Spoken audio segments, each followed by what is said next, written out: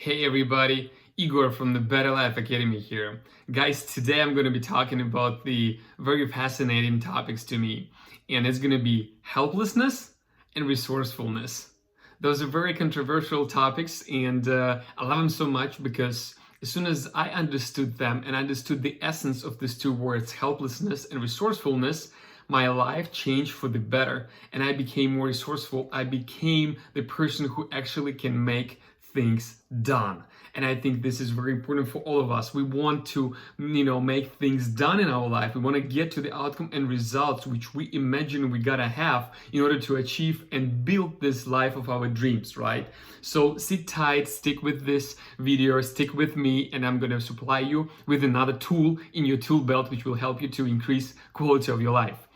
So, have you been talking to someone who just were complaining about the fact that they could not achieve any kind of results? Let's say they say, well, I was trying to lose weight and I could not. Well, I was trying to start my business and I could not. Or, hey, I was trying to find the investors and I could not. Or I was trying to, get into relationships and I could not. And after they would say that, you probably ask them a question, okay, so what have you tried? And they say, oh, I've tried like millions of different things, right? And obviously, we kind of automatically trust them. But what I learned is, I learned to ask more questions. This is one of the first lessons during this conversation with us, which you might pick up and use. So in these cases, ask, oh, okay, so millions ways you've tried. Okay, perfect. Can you list like 1,000 out of them, at least, the ways you've tried? And the person will get confused right away. I think you understand where I'm going. Obviously, the person did not try 1 million things. It's not possible, because if they would achieve that thing. They would get that result for 100%. That's just a given, right? So I'd ask, okay, so list thousands of them. Like, oh, okay, maybe I'm exaggerating a little bit. I've tried like 1,000 ways. I say, okay, perfect. List 100 of them. The person gets confused even more and even angry at me, right? And they're, okay, maybe I tried 10 of them. I said, okay, list, okay. And they start listing 1, 2, 3. That's it. They don't have anything anymore. So I say, okay, so now you tell me that you tried only these 3 things to actually keep your business afloat or get into relationships which might change your life forever, right? Or start your own business, or change your job, or lose your weight. Whatever you were trying to accomplish, you're telling me you are that helpless that you tried only 3 things. And it did not appear to you that there are more. You could try 4 things, 5 things, 6 things, 7 things, 8 things, 9 things, 10 things, and try it as many times unless you get to the results. And usually people, get upset with me. They think I don't understand them and things like that. But I understand them, because that, what I call, is learned helplessness. I actually learned it from one of my mentors. And I'm going to give you now this story. Not very horrifying story, but not very pleasant story.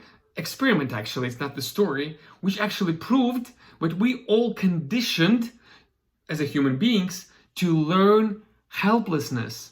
So hear me out. I don't remember the name of the guy, but he read the book and about that, and he made this experiment with dogs. He put the dogs in a box and locked them up, so they could not get out of the box, right?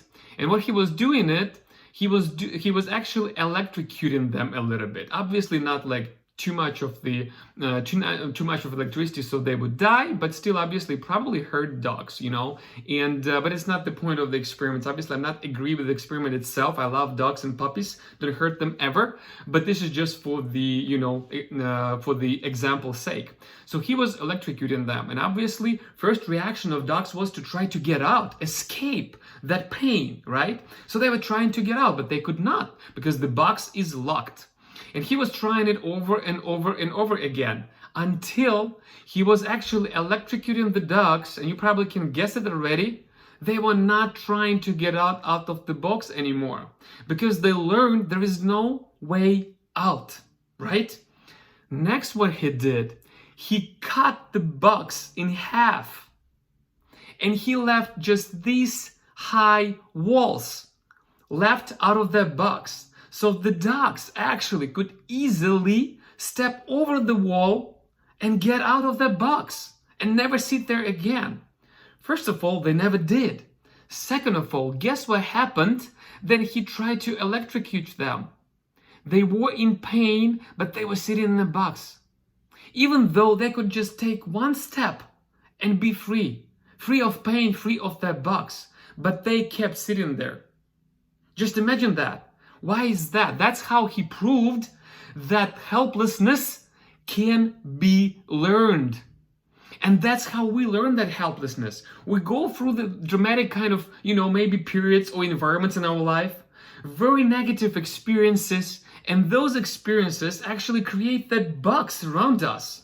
We feel like that dog, and then the box is open, we still sit in the box. There are so different opportunities around us. There are so different ways how you can experiment with your life. How many things you can try to actually achieve your results, and yet we stop after 3 times we try something. Why is that? Is that because we learn helplessness? And by the way, we start learning it in the childhood. Just imagine our parents, they say, don't do this because you're going to get hurt.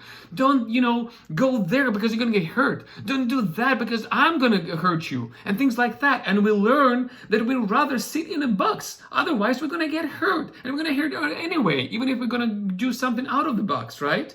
So that's how we learned it. So for that, guys, I just want to tell the moral of the story is we should be more resourceful. We should not stop with 1, 2, 3, 4, even 5 tries. We gotta pivot. And remember, recently in the previous video, I was talking about experimentation. We gotta make enough experiments and we gotta be persistent enough to get to the results. We never should give up. We should forget our helplessness. We should be aware of our environment. We should be aware of how many possibilities and opportunities out there in the world, and we should grab them by the balls. I'm sorry for my French, right? But we should grab those opportunities and we gotta go with them. And we gotta pivot. If something not working, we gotta pivot. If something not working, we're gonna try again. If something not working, we're gonna try again. If that's not working, we're gonna try again. And with that, we're gonna achieve anything in our life for 100%, because there is always a way. The question is not can we, but the question is that will we? Will you do that? Will you overcome that? Will you try another thing? Will you experiment?